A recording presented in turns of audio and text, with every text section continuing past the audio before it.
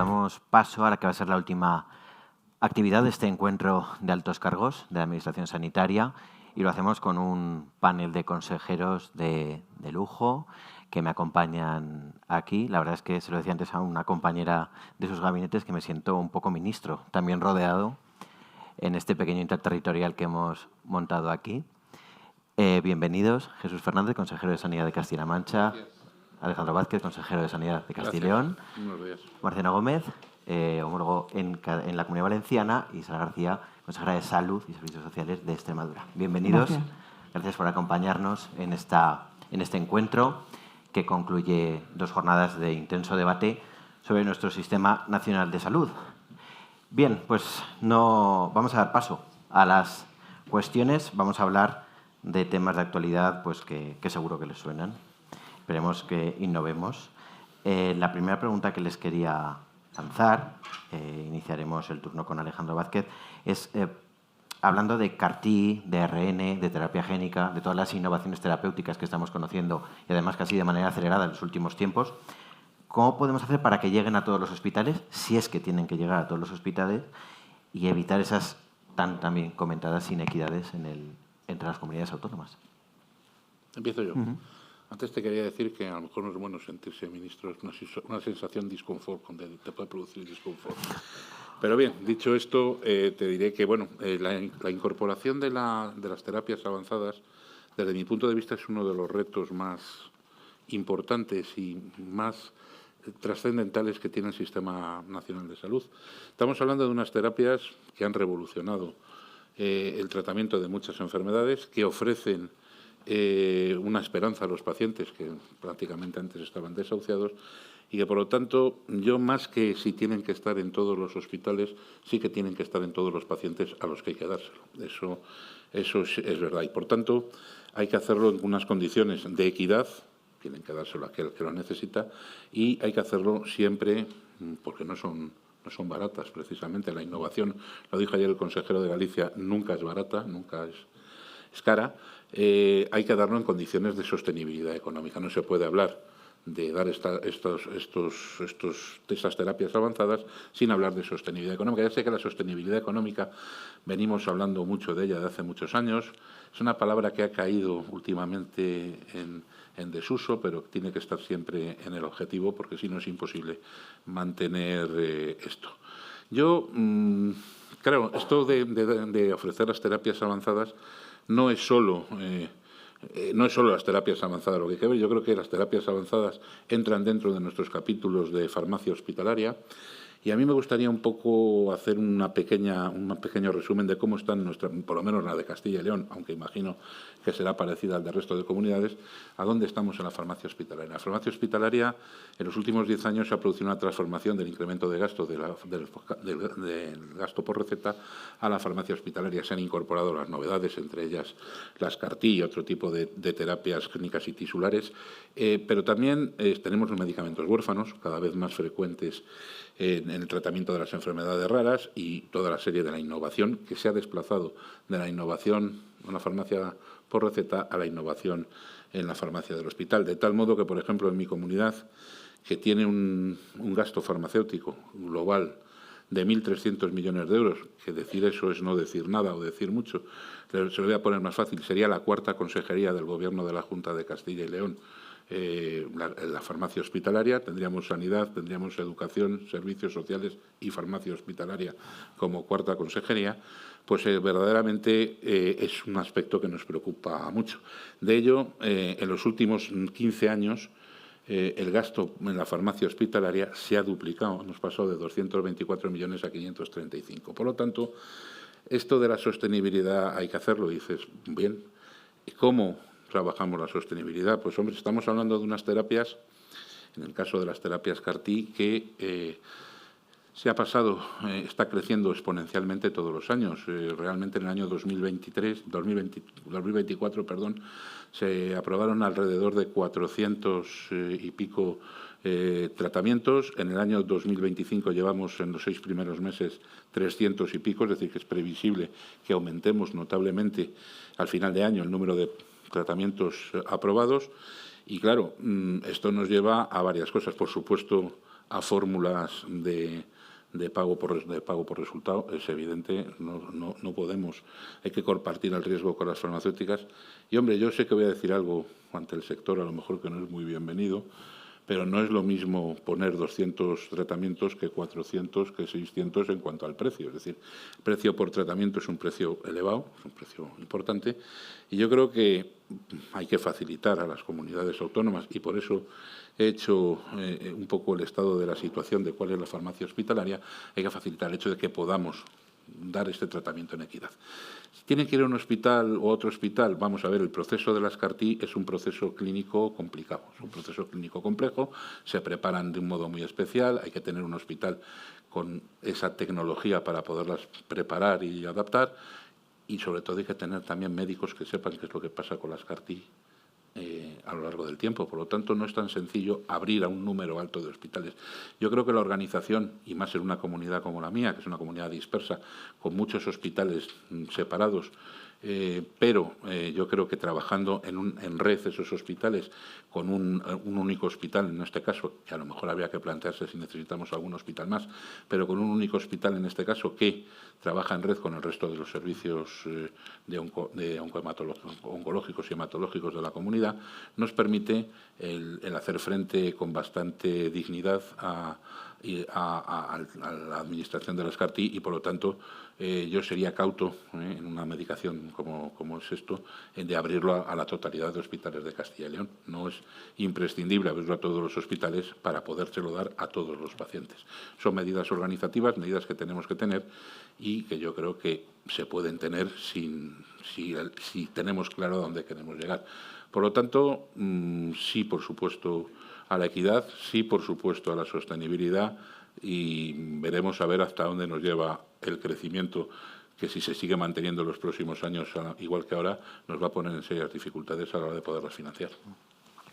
¿Por aquí? Sara, Marciano. Yo, como lo tengas pues Marciano, ¿no? Gracias.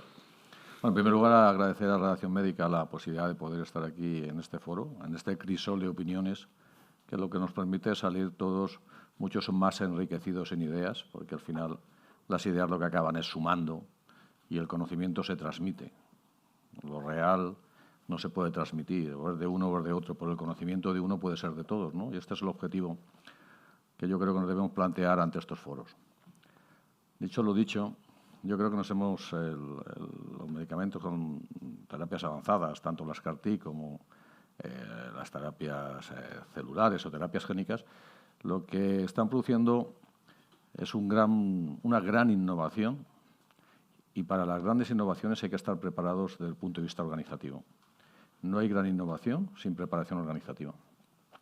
Para eso en la comunidad, en mi comunidad, establecimos un servicio específico dentro de la Dirección General de Farmacia para que fuera el que llevara los medicamentos de terapias avanzadas, para que fuera el que llevara el tratamiento normal, rutinario, la relación con la Agencia Española del Medicamento, la relación con la industria, para gasto por éxito.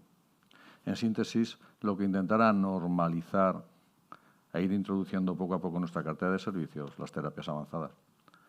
Pero para mí lo más importante fue la creación de una oficina de medicina predictiva, personalizada y terapias avanzadas, donde su cometido principal, en primer lugar, es lanzar una estrategia que nos permita no solamente el tener el uso para los ciudadanos de la Comunidad Valenciana de estas terapias, sino también que nos favorezca el hecho de poder lanzar líneas de investigación, líneas de producción con las terapias avanzadas académicas y líneas de colaboración público-privada. El resultado de lo mismo es que en este momento tenemos 2 centros acreditados para CAR-T y una unidad de terapia avanzada en la FE, y próximamente el año que viene vamos a tener otra en el clínico. Nos han habilitado ahora hace 6 meses, la CAR-T pediátrica. Y lo más importante para mí es el hecho de intentar buscar, como decía anteriormente Alejandro, la equidad del sistema y la sostenibilidad del mismo. Empezaré por la equidad. La equidad del sistema pasa por, y te respondo a tu pregunta, no todo lo cercano tiene más calidad. Y nosotros no tenemos que olvidarnos que nuestros indicadores no tienen que ser indicadores de cercanía, de accesibilidad y, si me apuráis, económicos. Tienen que ser indicadores de salud. Con lo cual, lo que nosotros estamos haciendo es buscar la equidad en la prescripción de este tratamiento, de estos tratamientos, en base a un comité fijo para toda la Comunidad Valenciana, con los mismos especialistas, y trabajar en red con los 2 hospitales que tenemos, con la unidad de terapias avanzadas. Porque lo que se trata en este tipo de patologías, y en algunas otras más, por ejemplo, me viene a la cabeza la cirugía cardíaca, que no es... De lo que se trata es de tener masa crítica suficiente para poder tener expertise suficiente, para poder tener el talento suficiente que te lleve a los indicadores de salud suficientes. Y como nosotros lo que queremos es tener unos indicadores de salud excelentes, planificamos en base a estos criterios mínimos básicos que nos procuran estos resultados. Más allá de esto, con el tema de la sostenibilidad, evidentemente la sostenibilidad, estamos ante un sistema nacional de salud, estamos ante un sistema sanitario con muchísimas dificultades de financiación y que tenemos que hacer extraordinarios ejercicios de imaginación para poder llegar, con los presupuestos que tenemos, a todas las demandas que se nos presentan por parte de los ciudadanos. Demandas tecnológicas, demandas terapéuticas, demandas genéticas y demandas de la propia ciudadanía, porque a mayor nivel de calidad, mayor nivel de exigencia, y la exigencia de los ciudadanos hoy por hoy es extraordinariamente mayor que hace mucho tiempo.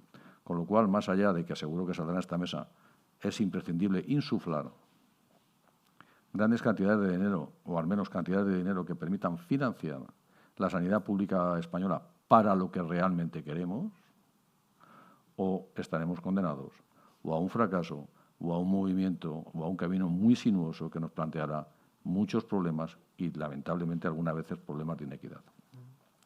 Nosotros hemos puesto en marcha en la FE, como criterio de sostenibilidad, conjuntamente con el CLIN de Barcelona, y nos lo ha aprobado el Ministerio, la creación de terapias avanzadas académicas para tratamiento de leucemias, de tal forma que ya pretendemos con esta estrategia ser autosuficientes en CAR-T, y no solamente autosuficientes para nosotros, sino poder, si cambia el marco normativo y se permite el hecho de poder rentabilizar estas CAR-T como elemento de producción académica dentro del propio hospital. Entiendo, por acabar, un nuevo cambio organizativo, una innovación que tenemos necesariamente que cogerla, y no quiero hablar, porque podríamos hablar de la farmacogenética, porque es amplísimo este tema.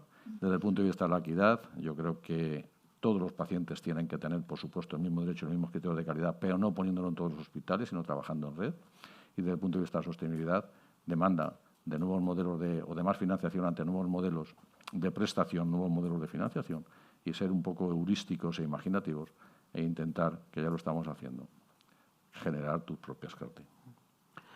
Sara o Jesús. Gracias.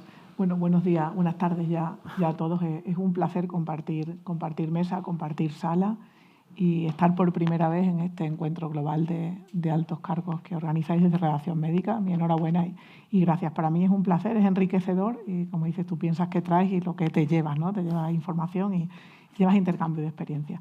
Bueno, pues, en primer lugar, decir que cuando te planteas CAR-T y estás al mando de la Consejería de Salud y Servicios Sociales, porque al igual que La Rioja tenemos competencias compartidas en la comunidad, en este caso de Extremadura, lo primero que te planteas es que ningún extremeño quede sin recibir el CAR-T por su código postal, ¿no? Tenemos las 2 provincias más extensas de España y ningún extremeño va a quedar sin CAR-T por su código postal. Ese es nuestro primer objetivo y eso ha hecho que del 2019 al 2024 hayamos multiplicado por 20 el número de tratamientos autorizados, por 20. Pero además de esto, no somos conformistas. A día de hoy, Extremadura no permite la aféresis ni administración de CAR-T, pero ya hemos iniciado el proceso de acreditación, porque los profesionales, y hay un servicio en Hospital de Cáceres que permite hacerlo así, y así lo manifesté antes del último Consejo Interterritorial, donde aprobamos el nuevo plan de terapias avanzadas. Nosotros a día de hoy los derivamos a Madrid. Estamos agradecidos y contentos con cómo son tratados, cómo son recibidos, los resultados, el seguimiento. Es espectacular, es una revolución ante una enfermedad incurable que a día de hoy ves cómo los pacientes pueden permanecer con una vida prácticamente normal al muy poco tiempo de su administración. Y, por supuesto, comparto con mis compañeros la sostenibilidad del sistema sanitario. A día de hoy, el pago por resultados nos permite ser mucho más ágiles a la hora de poder gestionar este tipo de tratamientos. Pero también yo recibo una herencia, que soy la comunidad autónoma con mayor gasto en farmacia por ciudadano. El mayor gasto lo tiene Extremadura. Entonces, abordar esto, gasto sin pecar de inversión, ¿no? Porque, repito, ningún extremeño va a privarse de nada que necesite. Pero sí estábamos preocupados por esa herencia recibida que había que valorar. Y también una cosa que ha dicho el consejero de Valencia, esa medicina personalizada. Extremadura lidera el proyecto MEDEA, que es a nivel de genética, de medicina personalizada. Estamos genotipando a los pacientes y estamos permitiendo que todos aquellos que reciben tratamientos que son susceptibles de modificarse por su genómica puedan recibirlo acorde a sus características génicas. Por tanto, en aquello que lideramos y hacemos bien, continuamos, y en aquello que tenemos que acreditarnos y favorecer que los extremeños no se desplacen fuera, no por ningún otro motivo más que he dicho, ¿no? Agradecidos a Madrid, que en este caso los derivamos por el trato que reciben, pero queremos ser autosuficientes, y tenemos profesionales que pueden hacerlo. Así es que hemos iniciado esta carrera hacia la acreditación y a la vez pues hemos multiplicado por 20 los tratamientos acreditados en los últimos 5 años en Extremadura. Y Jesús, para concluir este bloque.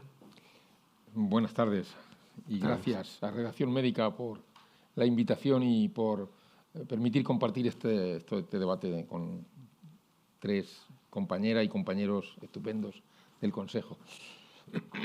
Términos como equidad o como sostenibilidad en materia de farmacia, pues bien lo decía Alejandro, es complicado porque estamos ante un crecimiento exponencial de lo que supone la inversión o el gasto en farmacia. Pero, como ya se ha dicho casi todo y por ser lo más breve posible, decir de mayor a menor, yo creo que las terapias avanzadas están demostrando, lo acaba de decir Sara en este momento, están demostrando el músculo que el Sistema Nacional de Salud tiene.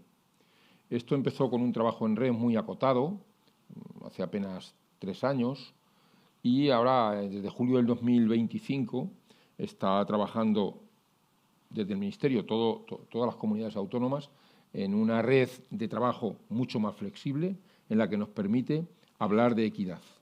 Yo creo que en este caso el músculo que demuestra el Sistema Nacional de Salud es que allí donde esté la terapia que mejor puede recibir un paciente, éste lo pueda recibir. Y en este caso, Castilla-La Mancha, hasta ahora han sido 69 las personas que han tenido que recibir esta terapia avanzada y la han recibido. En las 69 nos han dicho que estaba bien indicado y las 69 lo han podido recibir en una u otra comunidad. Nosotros tenemos en este momento 2 hospitales con trasplante alogénico que ya están preparados, pero tienen que pasar 2 años de trasplante alogénico para que podamos desarrollar las terapias CAR-T. Nos incorporaremos a ese desarrollo y eso es, en equidad, esa es la parte más importante de lo que está pasando con las terapias CAR-T. Nadie de este país, creo yo, desde Castilla-La Mancha lo digo, no lo sé, puede decir que hay inequidad porque todo aquello que en el Sistema Nacional de Salud en este momento está comercializado lo puede recibir un paciente de cualquier comunidad. Es verdad que Madrid, Barcelona, Valencia, Andalucía son las comunidades que más posiblemente lo prestan. Pero bueno, esta es la ventaja, la virtud, la elegancia de un sistema como el nuestro. Y hacerlo sostenible no es ni más ni menos que, un poco lo han dicho casi los 3, pero me quedé más con la primera declaración de Alejandro, diciendo que esto no hay que volvernos locos y ponerlo allí donde parece que tenemos un ranking, que todas las comunidades tengamos 15 sitios donde podamos hacer karting. No, esto hay que ponerlo donde haya que ponerlo, donde estemos acreditados porque lo hacemos bien, porque somos expertos. Los CESUR han sido un buen ejemplo, aunque hay de todo, pero es verdad que los CESUR es un buen ejemplo. Yo hablo de Castilla-La Mancha, nosotros atendemos toda la mastocitosis de España, en Toledo, y no tenemos quejas ni de fuera ni de dentro. Y creo que es un buen ejemplo. Como mandamos a otros CESURes, bueno, pues los CARTI tienen que comportarse igual. Esto de establecer una red flexible de mayor aportación allí donde tenga que estar, evidentemente nosotros que somos 14 áreas asistenciales y tenemos 14 hospitales, hay más porque en algún área hay más de uno, pero estas 14 áreas asistenciales tienen que tener las 14 terapia CAR-T, no, por Dios. Primero, no tenemos cartera de servicio en las 14 como para que sea así. Y segundo, no tenemos experting como para que tampoco sea así. Y tampoco tenemos necesidad. Somos 2.100.000 habitantes. De hecho, en este tiempo hemos generado 69 terapias que han podido ser atendidas fuera de nuestra comunidad, que pretendemos que eso se vaya incorporando. Tenemos muchos ejemplos de esta equidad. Los trasplantes, los cesures, las enfermedades raras, los huérfanos, los medicamentos huérfanos, quiero decir. Y son casos de éxito. Este no tiene por qué dejar de serlo. Y más con el apoyo de la industria, a la que, como saben que siempre digo, debemos parte del éxito. Y creo que en esa industria también tenemos que basarnos para mejorar otras muchas cosas. Yo creo que está reflexible en cuanto a la equidad. Hablo una equidad magna, una equidad que se sale de nuestra frontera de país. Tenemos que mejorar en los tiempos, evidentemente, pero también pueden aprender de nosotros mejorar después en la eficiencia de hacerlo donde debemos y para quien debemos. Y luego, con respecto a la sostenibilidad, pues hombre, yo es que creo, ahí me uno a Marciano, que siempre lo dice, y yo también. Por separado lo decimos y cuando estamos juntos lo decimos 2 veces. Sin financiación la sostenibilidad está comprometida, pero no para CAR-T. Porque si hablamos de equidad, yo en mi propia comunidad puedo generar problemas de equidad, porque no es lo mismo que te traten en un sitio que en otro, y tenemos que pretender que sea lo mismo. Para que sea lo mismo, para que haya equidad, para que haya sostenibilidad del sistema y esto perdure, la financiación es determinante. Y estamos infrafinanciados. Y claramente aquí hay 4 comunidades más infrafinanciadas que el resto. Entre ellas estamos Valencia y Castilla-La Mancha. Por lo tanto, hablar de equidad es un valor. Creo que con las CAR-T lo estamos demostrando. Hablar de sostenibilidad debería serlo si la financiación nos apoya. Y para eso hay que dar una vuelta claramente. Lo sabe el Ministerio, la ministra, esta y los otros 7 que han precedido a ella mientras yo he estado de consejero o estoy estos 10 años. Pues vamos a cambiar de bloque y vamos a hablar de un tema, bueno, como estamos viendo, al final el Sistema Nacional de Salud son vasos comunicantes constantemente. Ahora vamos con otro que a veces es complicado, incluso en la fricción de comunidades se dan cuestiones peculiares, la atracción y la retención del talento. Incluso recuerdo que en foros celebrados también por Redacción Médica hemos estado hablando de que, bueno, pues que hay comunidades que quizás su situación hace más atractiva la vida por algunos residentes. Por ejemplo, recuerdo un debate hablando de las comunidades con mar, que en este caso sería Comunidad Valenciana, también estar cerca de Madrid, en fin, retos que se plantean en esa, no sé si llamarlo lucha, pero sí una competitividad por atraer a los médicos que a veces se forman en una comunidad, que luego deciden ir a ejercer a otra. Lo comentábamos incluso en una mesa anterior, cómo pues eso, la falta de determinadas especialidades genera que se haga complicado atraer cierto talento a las comunidades. ¿Cómo están trabajando estas estrategias de estabilidad de los trabajadores en sus sistemas de sanidad? Empiezo por usted, Marciano. Muy bien, muchas gracias. Yo quiero hacer una previa. Es muy difícil retener algo que no hay. Es que yo quiero hacer una previa. Es muy difícil retener médicos si no existen. Es muy difícil retener médicos cuando la propia entidad e institución, que es la encargada de formarlos, dice pública y abiertamente que faltan 4.500 y no pone ninguna medida para poderlo hacer. Dicho esto, hablaré de mi comunidad para cómo retengo el talento. Pero me parece que este es el mayor problema sanitario de largo que tiene el Sistema Nacional de Salud. Me parece que este es el mayor problema en el cual debemos esforzarnos en resolverlo. Me parece que este es el mayor problema en el cual tenemos que llegar a un acuerdo con el Ministerio de Sanidad. Porque sin una formación sanitaria especializada que produzca los médicos que hacen falta para dar los indicadores de calidad que tenemos que dar, que nos están demandando, para poder aplicar todas las terapias génicas, todas las nuevas los nuevos mecanismos terapéuticos, todos los nuevos mecanismos diagnósticos, tendremos un problema. Mi comunidad, dicho lo dicho, tenemos un doble problema, el problema estructural y el problema coyuntural. El problema coyuntural es que somos una comunidad receptora, afortunadamente, de turismo, somos una sociedad bastante hospitalaria, con buen clima, y que nos visitan millones de personas, y tenemos unos picos que tendremos que resolver. Picos que ya cada vez se están haciendo más estables porque nos encontramos ante situaciones, y hace un momento lo comentaba con un compañero en la mesa, nos encontramos ante situaciones donde grandes volúmenes de pacientes de otras comunidades autónomas que no están empadronados pasan muchas temporadas, y hablo de meses, en algunas zonas del sur de Alicante.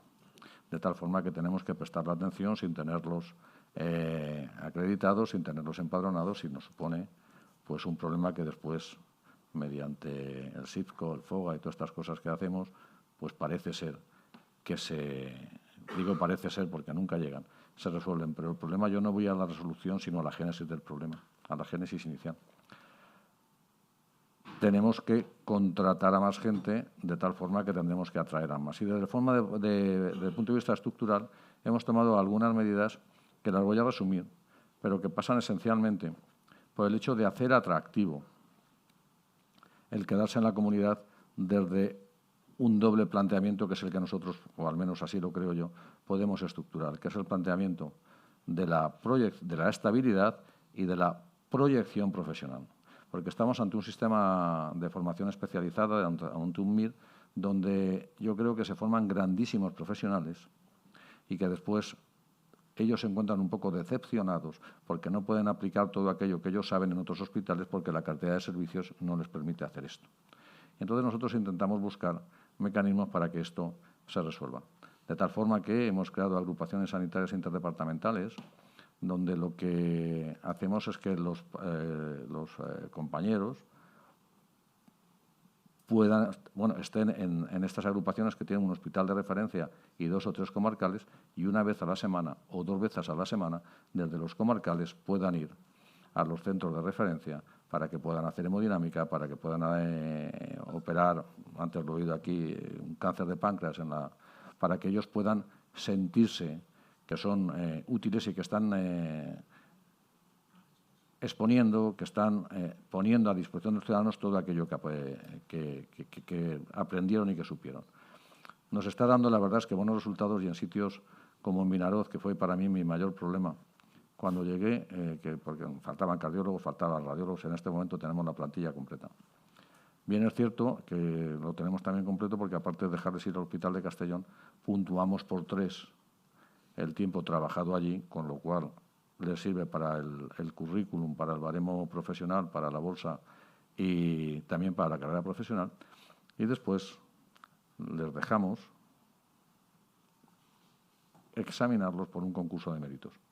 Concurso de méritos que ya aprovecho para decirles que en mi comunidad, por ley del Decreto Ley 5/2025, se va a aplicar a todos los sanitarios que previamente se hayan examinado y evaluado, que sean especialistas en ciencias de la salud, bien médicos, psicólogos y hasta inclusive enfermeras.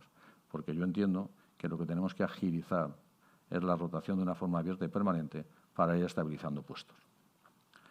Lo vamos a poner en marcha, lo hemos sacado por ley y entendemos que puede ser un punto de atracción y un punto de retención del talento para que se quede en nuestra comunidad.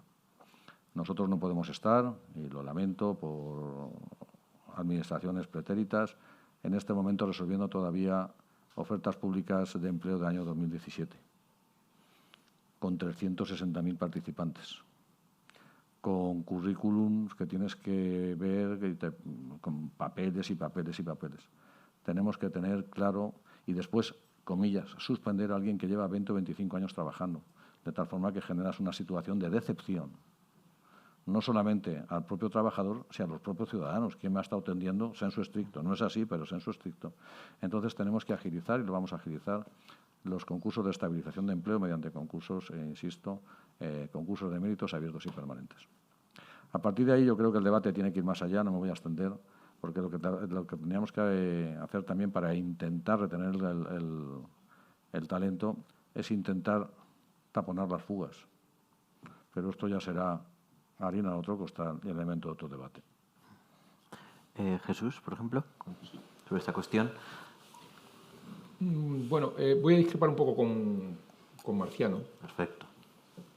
Porque retener lo que no existe es como así tan grande, tan genérico, que de lo que ya existe vamos a intentar retener todo lo que podamos, porque algo tenemos, ¿no?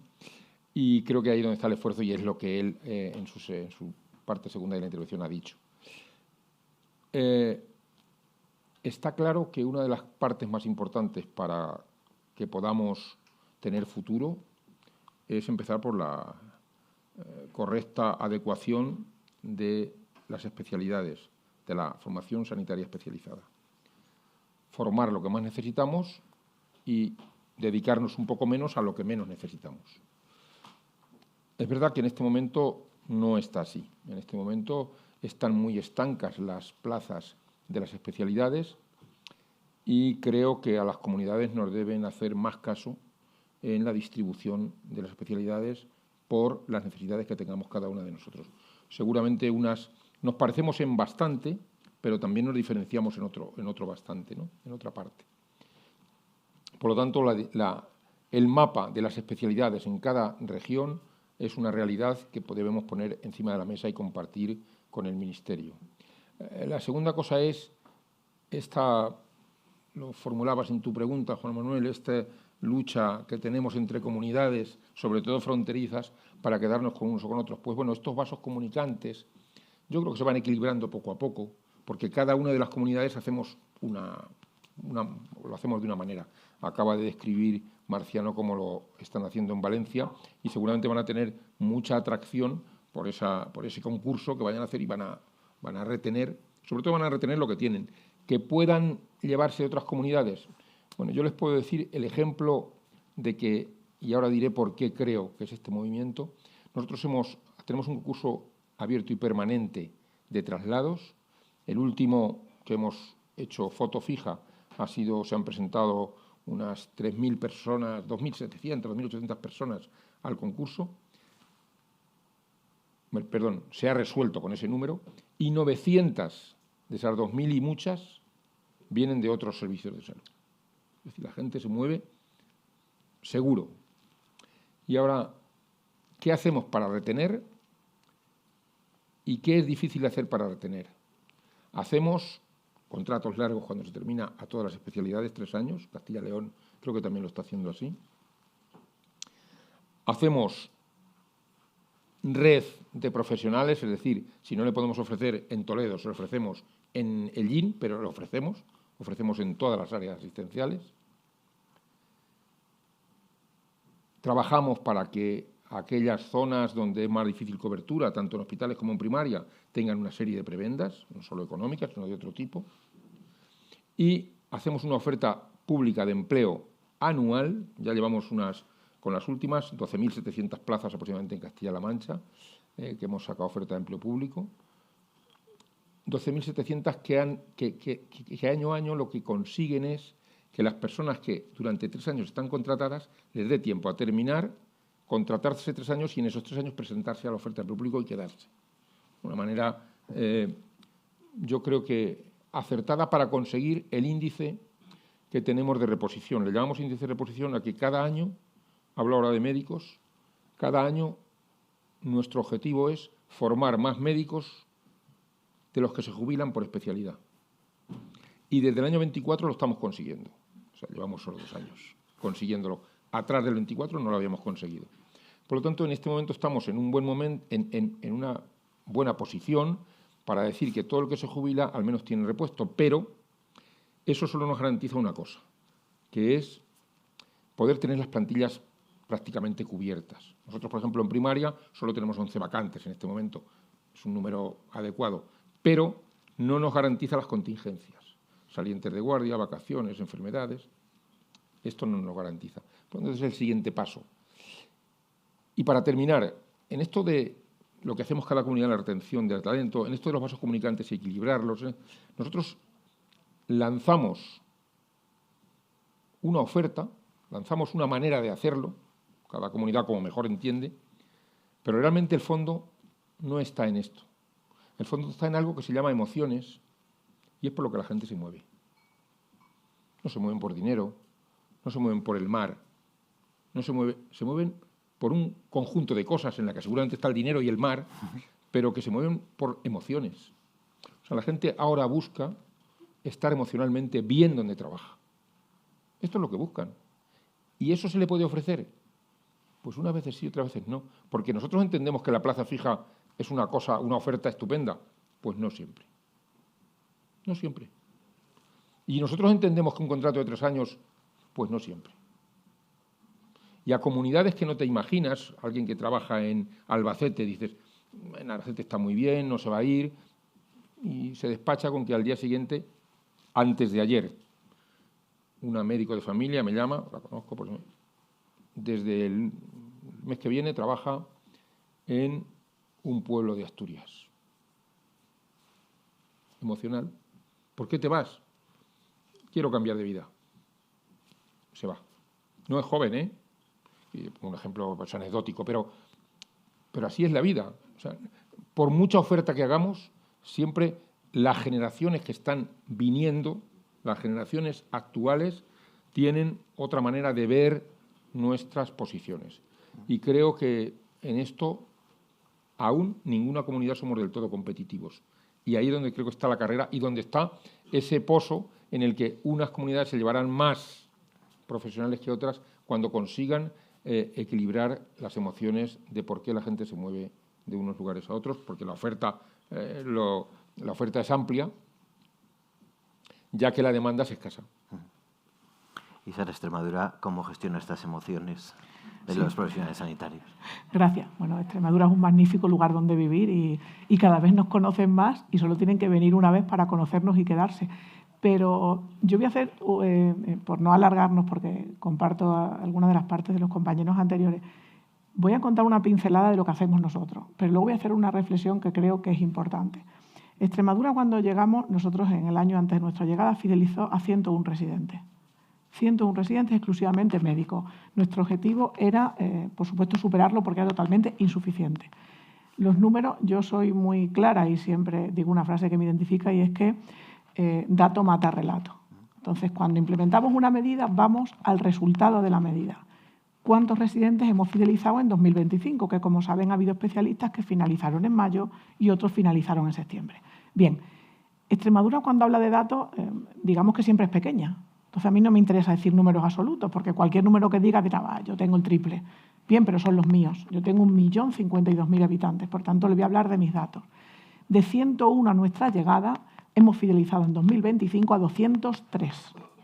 203. Hemos duplicado en 24 meses. Por tanto, nuestro plan de fidelización pasado por mesa sectorial en mayo del 24 está dando un objetivo más que positivo. Y además hemos introducido una modificación y es que por primer año hemos fidelizado a los enfermeros especialistas. Le hemos ofrecido esta posibilidad de fidelización, que son hasta 3 años de contrato, incentivos en la formación posgrado o máster que le abonamos hasta 1.000 euros e incentivos económicos en las plazas de difícil cobertura. Esto ha dado resultado de que duplicamos en fidelización. Por tanto, los resultados son buenos, pero pueden ser aún mejores y a por ellos vamos. Y ahora yo hago una reflexión. Estamos mirando todos en la fidelización de los residentes.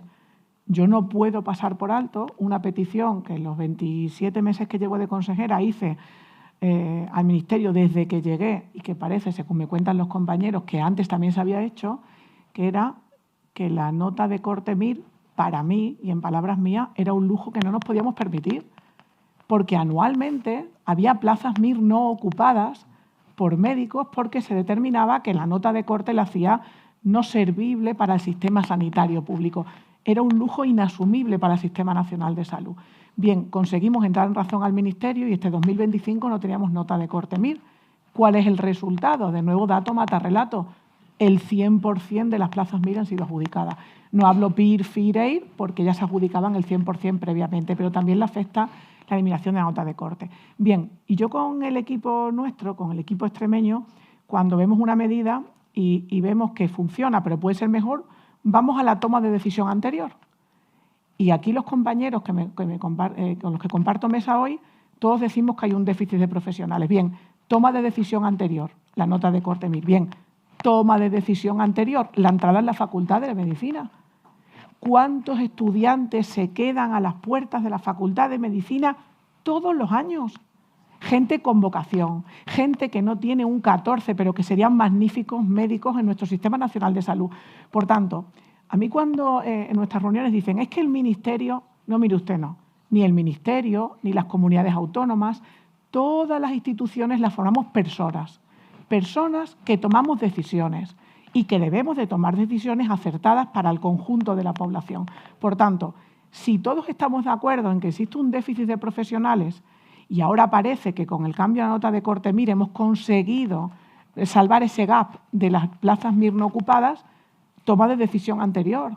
Las facultades de medicina, todos los años quedan a las puertas miles de estudiantes con deseo de ser médicos y a la vez estamos diciendo los consejeros que no tenemos los suficientes profesionales sanitarios. Por tanto, yo creo que esto no es más que una toma de decisión acertada y retroceder al punto anterior que nos lleva a estar donde estamos. Y creo que es posible si todos tenemos la voluntad política de hacerlo. ¿Y Alejandro Vázquez? Bueno, yo siempre he dicho que esto de la falta de profesionales es un grave problema de Estado. Siempre lo he dicho y lo he venido diciendo en otros foros e incluso en el propio Consejo Interterritorial. Y es la otra cara de la equidad que hablábamos antes de las terapias avanzadas. Claro, tú no puedes tener un territorio, un área sanitaria de tu comunidad que tiene, como nos pasa a nosotros, que tiene 120.000 habitantes, que es un número respetable para un área sanitaria, en la cual, por ejemplo, no tengas oncólogos y tengas que trasladar a todos los pacientes a otro sitio o tengas que llevar los oncólogos a ese sitio. Entonces, esto nos lleva a tener un plan de fidelización que, bueno, que tiene unas circunstancias, digamos, previas en contra, y es que nuestros residentes no tienen arraigo en la comunidad. Más del 60% de los residentes que se forman en Castilla y León son de fuera de la comunidad, con lo cual eso ante un escenario, ante un, permítaseme la expresión, mercado en el cual todos están a la caza y captura, es mucho más fácil que te atraiga tu tierra que no la tierra donde te has formado. En segundo lugar, tenemos otro hándicap importante que compartimos por supuesto, con Castilla-La Mancha, que es que tenemos una serie de hospitales con una cartera de servicios baja que hoy en día no atraen, se ha dicho antes por parte de Marciano, no atraen a personas que tienen una preparación muy exhaustiva y que tienen unas aspiraciones profesionales importantes. Y por eso hemos tenido que hacer pues un plan de fidelización que lleva contrato de 3 años, plan de fidelización que lleva a los que se apuntan a proporcionarles un máster relativo a su especialidad, a meterles en grupos de investigación activos, es decir, se les ha hecho cosas y, bueno, un plan de fidelización que desde el año 2022, porque verdaderamente la captación del talento por la que se pregunta era en el año 15, 16, 17 y 18, donde te quedabas con aquellos residentes que mejor expediente tenían. Hoy en día nos quedamos con todos los residentes que podemos y no nos quedamos con más, intentamos quitárseles al de la comunidad de acá. Luego el talento, por supuesto, todos tienen talento, pero el objetivo no es es cubrir una necesidad. Entonces, hemos sido muy flexibles a lo largo del año 22, 23 y 24 y 25, porque hemos ido variando el plan según hemos visto pues prueba-error, es decir, qué es lo que quieren los residentes. Entonces se les ha pasado unas encuestas, los residentes nos decían lo que querían y qué quieren. Pues el primer año, el año 23, pusimos en los hospitales pequeños y tuvimos poco éxito porque no se quiere ir a los hospitales pequeños. Les pusimos en hospitales grandes con parte de su tiempo compartido, hasta un 30% de la jornada en los hospitales pequeños y fuimos teniendo un éxito superior. Este año hemos vuelto a tener a ponerles al revés, es decir, ponerles en el hospital pequeño con un tiempo compartido en el hospital grande. Y así pues hemos tenido modestamente pues en estos 3 años la fortuna de podernos quedar con 670 residentes de diferentes especialidades. Bien, es verdad que de medicina de familia siempre cuesta mucho más. Tenemos zonas en la comunidad muy difíciles y muy poco atractivas para los médicos de familia, que se forman todos ellos sobre todo en un mundo urbano. Entonces, el mundo rural, el 70% de nuestros centros de salud en Castilla y León son de ámbito rural, pues no es atractivo y cuesta. Pero poco a poco vamos consiguiendo. ¿Hacia dónde va a ir el plan? Pues el plan va a ir hacia donde necesitamos. O sea, es decir, nosotros ahora mismo ya tenemos un volumen de médicos en la comunidad bastante importante. Bien, es verdad que tenemos que distribuirles un poco mejor y a partir de ahora seremos mucho más exquisitos a la hora de dónde ofrecemos el plan de fidelización, que es sobre todo allí donde lo necesitamos, en las zonas que podríamos decir, no digo de difícil cobertura, sino de cobertura difícil, porque realmente bueno, pues tenemos ciertas dificultades, tanto en la atención primaria como en la atención hospitalaria, en determinadas especialidades y en determinados centros de la comunidad. Pero creo que sobre todo flexibilidad, ofrecer condiciones diferentes o posiblemente diferentes y sobre todo lo que hablaba Jesús, que es muy importante, lo del tema del salario emocional, de cuáles son las emociones y qué es lo que quieren, hablando con ellos e intentando cubrir aquello que quieren, porque si no, como también se ha dicho aquí, se ha cambiado mucho el perfil del médico. Hoy en día no quieren lo mismo que queríamos cuando terminé yo, ya hace, por desgracia, demasiados años. Nos quedan 22 minutos de debate. Vamos con el segundo bloque de cuestiones. Si quieres pedir un poco más de concisión en las exposiciones para ver si llegamos a agotar todas las preguntas que tenemos planteadas e incluso abrir alguna pregunta al público. Vamos ahora con un tema muy interesante, muy polémico, que es el Estatuto Marco, que no sé si habrán oído que ha generado un poco de molestia. Les queremos plantear, bueno, por diferentes cuestiones, ¿no?, de esta norma que llevaba un montón de años sin reformarse, que ahora parece que se abrió un poco a ello y que ha generado, pues como digo, bastante controversia en las comunidades autónomas, en las centrales sindicales de clase, profesionales. Bueno, plantearles primero cómo valoran la aplicación práctica de lo que se propone y inherente también otro debate interesante que es sobre el propio Estatuto Marco. Ha nacido un pequeño hijo, que es la demanda de que haya un Estatuto Marco propio de la profesión médica, si creen que es necesario o no, y también cómo aunar esas singularidades profesionales, no solo de los médicos, también de enfermería, etcétera, de todas las categorías profesionales que conocemos en el SNS. Jesús Fernández, por favor.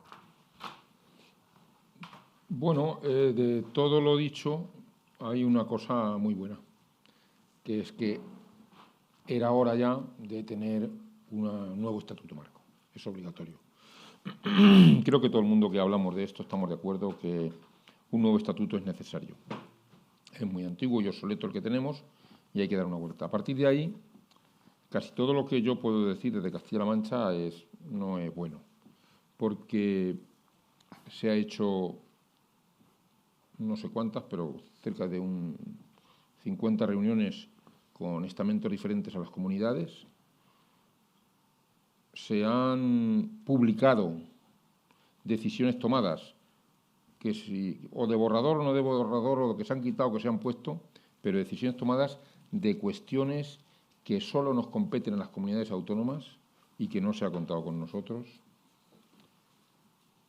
Y yo creo que como los proyectos según se comienzan, después tienen su vida. Este se ha comenzado mal. Posiblemente estamos en un momento de reconsideración, pero va a costar porque a la postre Castilla-La Mancha aún no ha podido poner encima de la mesa todo lo que podría decir sobre el Estatuto Marco y ya lo he dicho en alguna otra ocasión, quiero dejar clara la posición, una posición sencilla y muy generalista. No vamos a permitir tener menos protagonismo en el Estatuto del que ya tenemos, sino tener más. Porque las competencias son de las comunidades autónomas. Para casi todo lo que el Estatuto dice, lo tenemos que aplicar nosotros. Hablan de guardias, hablan de jornada, hablan de atención continuada, hablan de jornada, hablan de beneficios, hablan de número. Al final, todo es nuestra responsabilidad. Y al final, y perdón que me remita otra vez, todo depende de la financiación. O sea, hablar de un estatuto nuevo, con más horas o menos horas, con más sueldo o menos sueldo, con más médicos o enfermeras o menos, por turno, se llama dinero. Y no estamos financiados para abordar un estatuto, al menos en Castilla-La Mancha. Y para terminar, decir también, ese hijo yo creo que no agranda nuestro poder como Sistema Nacional de Salud y ni siquiera como autonómico. Yo creo que el estatuto es de todos los estatutarios y estatutarias y perdernos ahora, cuando tenemos la oportunidad de hacer un buen estatuto, perdernos en si tiene que haberlo o no para ciertas categorías, incluso si nos pusiésemos en esa órbita de decir tiene que haber un estatuto solo para los médicos, pues yo diría, yo entiendo que tiene que haber, si eso es así, tendría que haber ya uno para ciertas especialidades de médicos hospitalarios, para otras especialidades de médicos hospitalarios, para otros de primaria y otras categorías A, como lo son los médicos. También tiene que haber uno para los biólogos que trabajen yo creo que hay que hacer un estatuto de todos los estatutarios y estatutarias que nos hará más fuerte desde el punto de vista de profesional, desde el punto de vista de la administración y desde el punto de vista de la norma. Marciano, sobre esta cuestión. Bueno, me has pedido brevedad y lo voy a hacer. Voy a intentar ser didáctico. 1. Es imprescindible hacer un nuevo estatuto. 2. Este estatuto se inicia mal. Y se inicia mal porque aquí no hay 3 frentes. Aquí hay 2 frentes. Aquí está el Ministerio y las comunidades autónomas y cuando hubieran pactado un estatuto, negociarlo con el ámbito, negociarlo con los sindicatos. Aquí no se puede poner, en este momento, cuando ya ha habido múltiples, Jesús habla de 50, pues por ahí, reuniones con el ámbito, y después dejar a las comunidades autónomas en una situación como de culpables cuando resulta que le están imponiendo cosas. Y entonces esta situación de comodidad, por no llamarla un poco de amago, ¿no? De no, yo sí que quiero, pero es que son aquellos los que no quieren, ha hecho que esto esté absolutamente intoxicado. 3. Más que un estatuto, que insisto que es imprescindible, esto parece un reglamento, porque nos deja sin ningún tipo de juego las comunidades autónomas. 4. No entiendo ningún acuerdo marco sin memoria económica, memoria jurídico-técnica. No lo entiendo. 5. Entiendo que en la situación actual, con lo revesado que está, hablar de hijos me parece agravar más el problema. Yo primero resolvería el estatuto marco y después ya vería. Y 6, creo que todavía se está a tiempo de poder reconducir el tema volviendo a la casilla de salida. ¿Sara? Gracias.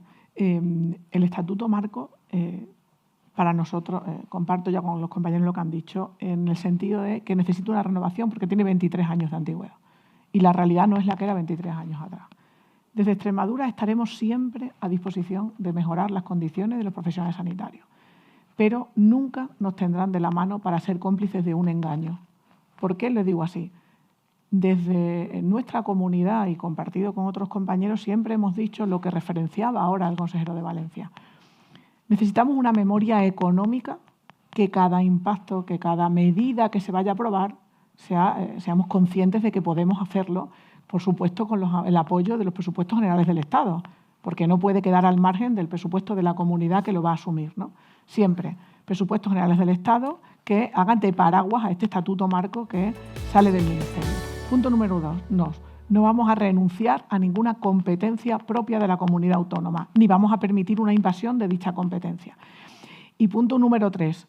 Estamos cansados de ver cómo desde el Ministerio se abarca el titular y se obvia el clamor de la calle. Cuando este estatuto marco ha enfrentado a profesiones nunca antes enfrentadas, cuando este estatuto marco tiene a la calle clamando que vaya para atrás porque no satisface a nadie, es para hacérselo mirar. Es para replantearse que quizás la forma y el fondo no contentan a aquellas personas a las que va dirigida. porque es evidente que la calle y la semana que viene, el 1 y el 3 de octubre, por si alguien no se da por aludido, van a volver a salir a la calle a clamar que no responda a las necesidades. Por tanto, creo que estamos ante una oportunidad más que necesaria de renovar el Estatuto Marco, pero sin duda este marco está roto antes de colgarse. Por tanto, replantéense el marco que va a dar cabida a profesionales sanitarios y no sanitarios, porque da cabida a todas las profesiones del Sistema Nacional de Salud, que desde luego, repito, merece una renovación, pero las formas y el fondo no parecen contentar a nadie, por tanto hay que hacerse replantear que desde luego no es el correcto hacia dónde vamos, ¿no? La forma. Gracias. Yo creo que hay que ser muy incauto para no haber visto que esto es la crónica de un fracaso anunciado. Es decir, la manera que se ha tenido de iniciar la negociación del Estatuto Marco no estaba abocada más que a un baño de realidad cuando ha llegado el momento.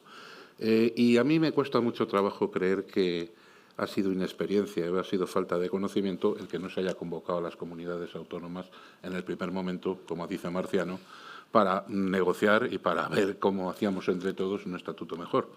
Esto para mí no es más que el colmo de una estrategia en la cual al final pretendían enfrentarnos a las comunidades autónomas con los sindicatos. Y como lo he dicho, y creo que me están sacando la televisión, lo vuelvo a decir aquí otra vez. Es decir, esto es una estrategia muy bien establecida para crear una confrontación entre las comunidades autónomas y los sindicatos.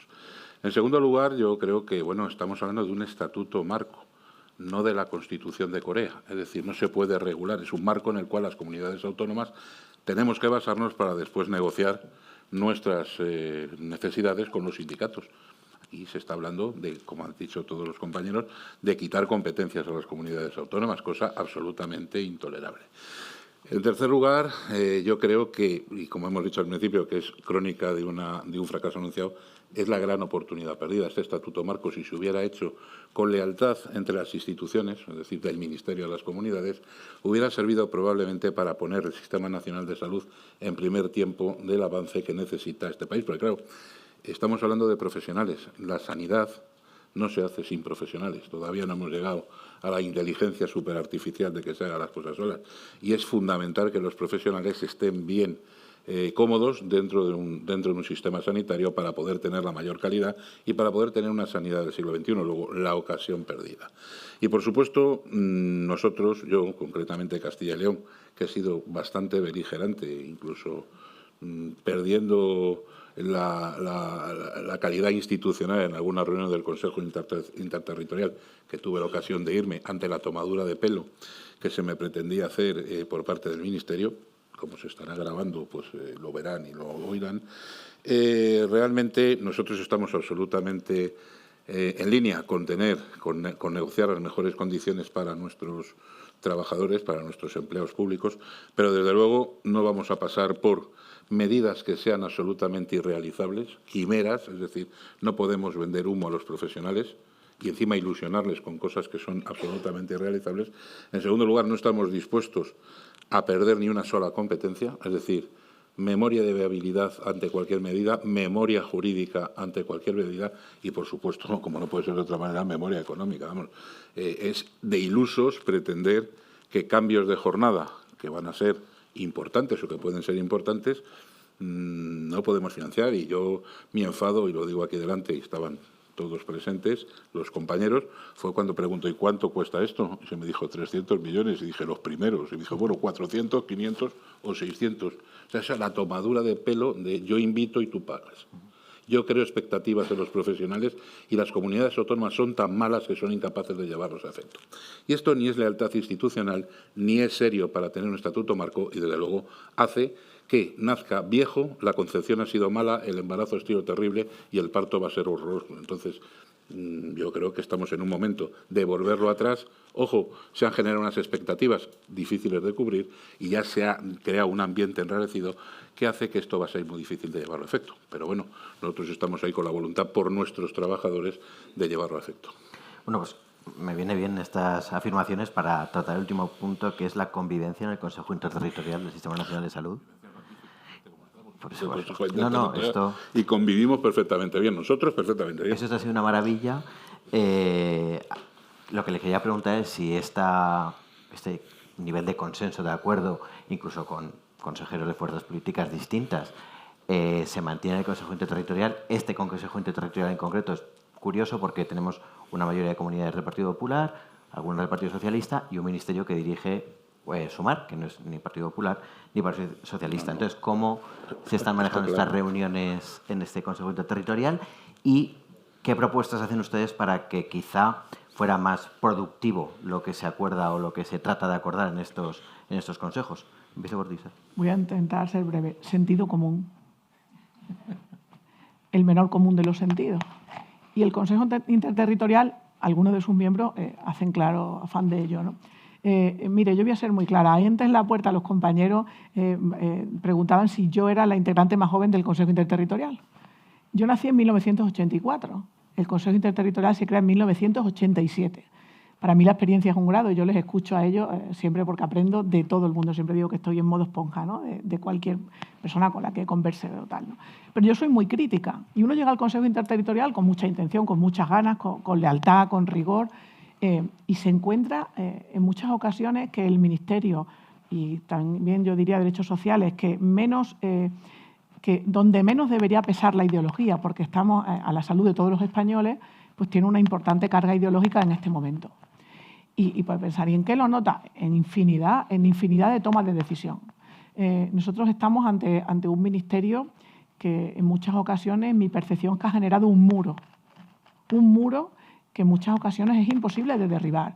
Un muro de titulares, un muro en el que a las comunidades autónomas se nos informa en muchas ocasiones, y lo hemos puesto encima de la mesa, que no puede ser así por lealtad y rigor institucional, por redes sociales o por determinados programas de televisión de aquellos en los que después nos llega comunicación oficial.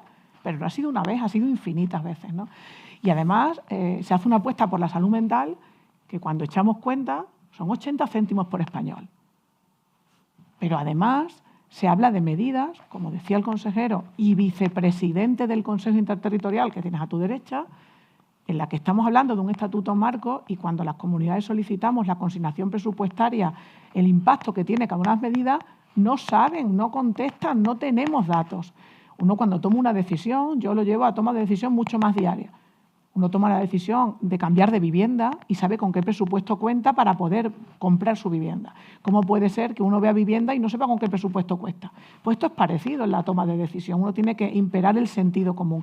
Y si el sentido común impera, yo creo que va mucho más allá del partido que gobierne en cada comunidad autónoma, porque la salud no va de esto, va de otra cosa, ¿no?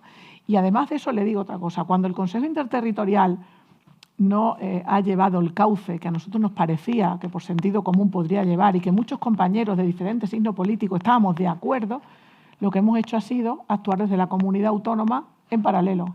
Es decir, yo ante mi déficit de profesionales tomo mis medidas y luego nos llega una carta del Ministerio en la que dice cómo fidelizar a los residentes con las medidas que Extremadura ha tomado. Maravilloso, ya hemos tomado la decisión. Nosotros aspiramos, creemos y estamos convencidos de que podemos llegar a un Consejo Interterritorial en el que la buena voluntad y el sentido común nos haga tomar buenas decisiones. Ahora bien, para eso necesitamos que el secretario de Estado, que hoy decía aquí que la negociación del Estatuto Marco está siendo amable, hombre, pues que pisen un poco de realidad. Claro, efectivamente. Y yo ya cierro con eso. O sea, en ocasiones percibimos que hay una realidad paralela. ¿Amable con quién? Porque muchas veces nos ha sucedido, y lo digo aquí, lo he dicho ya públicamente, que de puertas para adentro hay una reunión, algunas amables, y que cuando salen fuera, la comunicación que se da en la sala de prensa del Ministerio nos hace a nosotros pensar si hemos estado en una reunión diferente en la que está comunicando la señora ministra. Entonces, como la realidad a veces es paralela y el sentido común no impera, pues nosotros hacemos un nuevo llamamiento, una nueva oportunidad que desde Extremadura siempre, cuando haya lealtad institucional y rigor, nos tendrán de la mano, y si no existe, no vamos a ser cómplices de firmas a profesionales, como decía, de estatuto marco sin consignación presupuestaria adecuada, porque hay un precedente en el Gobierno en el que la ley ELA se firma con los pacientes, se firma con los profesionales, hay 200 millones que necesitan para llevarla a cabo y a día de hoy, un año que se cumplirá el mes que viene de su aprobación, únicamente de los 200 millones hay 10 millones encima de la mesa. Esto puede ser la antesala de lo que sucediera en el Estatuto Marco sin consignación presupuestaria. Y desde Extremadura, a favor de las mejoras profesionales, no vamos a ser cómplices mientras no haya la suficiencia técnica, jurídica y económica para llevarlo a cabo. Muchas gracias. Jesús Fernández, también como miembro de un gobierno del PSOE, que quizá marca un poco... Y decano del Consejo Interterritorial. Estás con el vicepresidente y el decano. Pues como decano y miembro de un gobierno disonante o en minoría respecto a la mayoría del Interterritorial. Con dos apreciaciones ha quedado claro quién es la joven de 1984 y quién es el mayor como decano. Claramente esto es una visión del Consejo ya en sí misma. Lo decía cuando mi partido era mayoritario en el Consejo Interterritorial y lo digo cuando mi partido es minoritario. Hay que desvincular de la política la mayoría de las decisiones de salud. Esto no es fácil porque en lo nuestro es un foro político, evidentemente, que tiene una transposición en los parlamentos a veces angustiosa. Supongo que ayer Esther ya dejó clara cuál era esta visión que tenemos cada uno de nosotros y de nosotras en los parlamentos. Y esta guerra encarnizada que quieren hacer de la salud solo hace daño. En este caso, en el Ministerio, que como bien has dicho tú, Juan Manuel, la ministra es de otro partido diferente a cualquiera de los dos mayoritarios, pues se ve claramente a vista de los titulares y de ese avance en prensa que muchas veces nos encontramos. Por tanto, y termino para ser breve, en el Consejo hay un buen ambiente, es verdad. Tenemos bastante consenso entre consejeros y consejeras y necesitamos el apoyo de todas las administraciones y de todos los gobiernos para serenar este aluvión político que pretende que la sanidad sea el arma arrojadiza y que ese consenso que nosotros pretendemos, el Estatuto Marco es un ejemplo. Todos han dicho, yo no lo he dicho pero me uno, volvamos a la casilla de salida. Fíjate si tenemos ganas de solucionarlo, volvamos a la casilla de salida. Este es el ambiente que tenemos. Necesitamos ayuda para que ese ambiente sea una realidad. Y digo necesitamos ayuda en el sentido político de la ayuda, que no sea un arma arrojadiza. En el Consejo pretendemos que no lo sea. Y una vez lo conseguimos y otra vez no.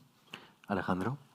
El Consejo Interterritorial se ha manifestado a lo largo de los 40 y tantos años como un órgano útil para el desarrollo del Sistema Nacional de Salud, con las reglas que tenía, que son simplemente las del consenso y el diálogo, que se ha perdido en la política nacional, con lo cual, evidentemente, aquello es otra cosa.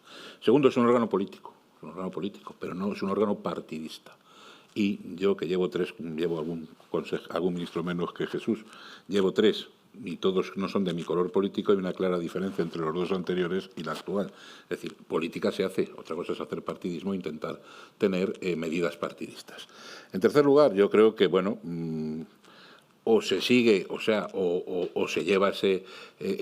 además, como se ha llevado siempre, es decir, un trabajo serio en comisiones, las comisiones dependientes del Pleno, y llevar los acuerdos a que los políticos digamos si sí o si no y por qué.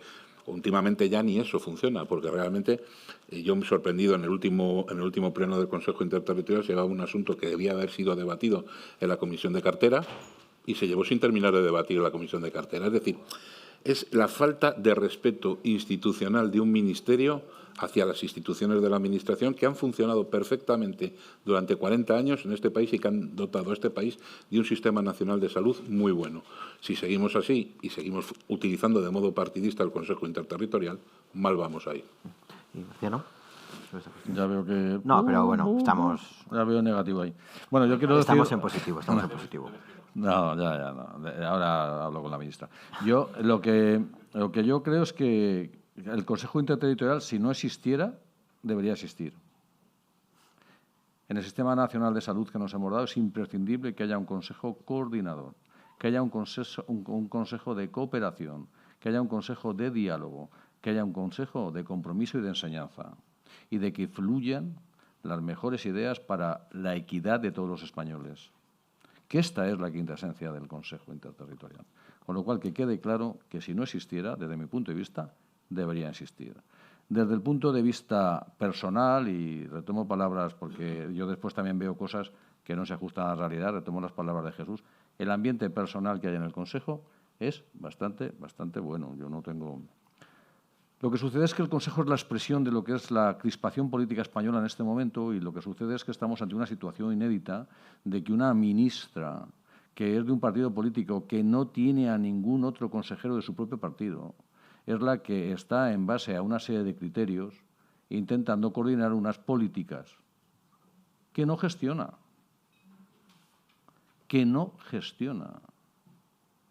Y esto hay que decirlo alto y claro. Y entonces lo que hacemos es intentar, desde mi punto de vista, ideologizar / politizar algunas decisiones que se toman ahí. Y después, y permítanme, estamos ante una situación donde tienen gran peso las minorías. Gran peso las minorías en el panorama político español. Y esto también se ve en un Consejo Interterritorial que debería ser impermeable, inmune, aséptico a la política. Yo creo que la salud y la política están reñidas. La salud está muy por encima de cualquier tipo de discrepancia política. La salud está muy por encima de cualquier tipo de ideología política. Esto como planteamiento global, pero después como anécdota, es que hay veces que te encuentras que estás empezando el Consejo y ya te llegan teletipos de lo que tú has acordado y no has empezado. Lo repetiré. Sí. Lo repetiré. Estás empezando y ya te llega el teletipo de ya con lo que se ha quedado allí y lo que se ha aprobado. A mí es que esto, aparte de la falta de respeto institucional, que yo sé que se le da mucho valor, las instituciones las generamos las personas, y la falta de respeto personal de estar allí y saber que digas lo que digas, hables lo que hables, expongas lo que expongas, transmitas lo que transmitas, comuniques lo que comuniques, intentes arreglar lo que intentes arreglar o consensuar, ya está, es bastante decepcionante. Y esto yo creo que va más allá del matiz político de cualquier tipo de partido. Es que lo vivimos todo, porque, insisto, y con esto acabo, la relación personal es excelente. Entonces, si no existiese, tendría que existir. Pero, por favor, con las premisas, los parámetros, los paradigmas más premios para lo que nació, que fue la coordinación, la colaboración, la información entre las distintas comunidades autónomas y con el respeto que se le tiene que tener a todas las personas que representamos instituciones, que estas instituciones representan a todos los españoles. Pues Marciano, Sara García, Alejandro Vázquez, Jesús Fernández, muchas gracias, consejeros, a los cuatro por este tiempo, por estas reflexiones.